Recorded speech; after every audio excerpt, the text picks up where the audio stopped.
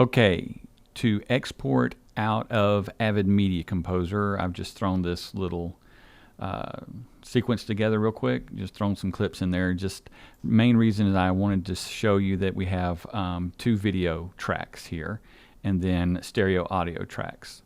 The reason I'm showing you this is it's very important when exporting out of Media Composer that you make sure, this is a big step right here, that all of these tracks are selected. If they are not selected, then nothing is going to export.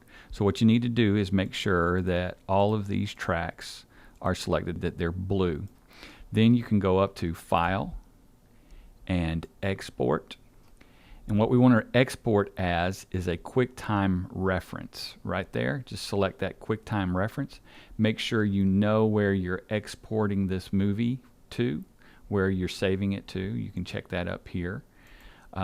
Probably your workspace is where you want to save it. I've already exported this once, so I'm not going to worry about exporting it this time. But once you've selected QuickTime, you've named it, and you know where it's going, make sure you hit Save, and it will export out. I'm not going to export that right now. I've already done that once.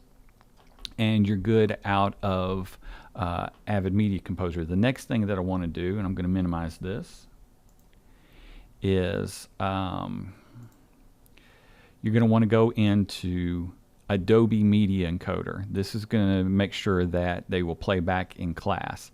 Now, I'm on a Windows system. Of course, y'all are going to be on a Mac. So what you'll need to do is go up to your Finder up here. I don't have it, of course, but go up to your Finder, type in Media Encoder, and it's going to bring up an option for Adobe Media Encoder. Click on that, and Adobe Media Encoder is going to open up.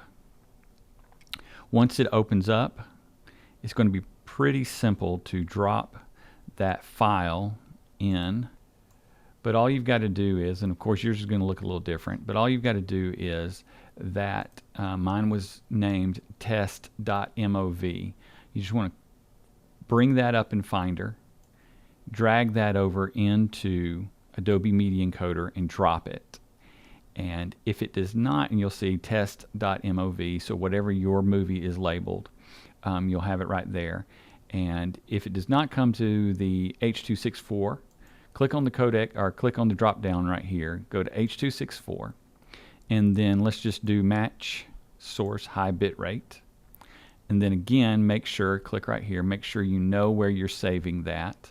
And I'm saving mine right there, test_1.mp4, gonna save it, and then all we have to do at that point is hit the start cue.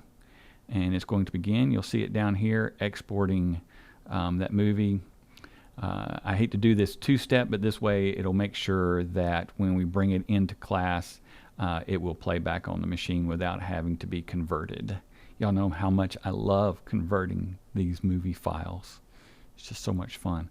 Also, we'll be watching them back on your Avid Media Composer anyway, but this will be for grading purposes so I can look at it later. All right, we have that done, and you can click right there and it'll bring it open, and there's the test one. You can check it, and there is mine playing back. And that is the basic process of exporting out of Avid Media Composer.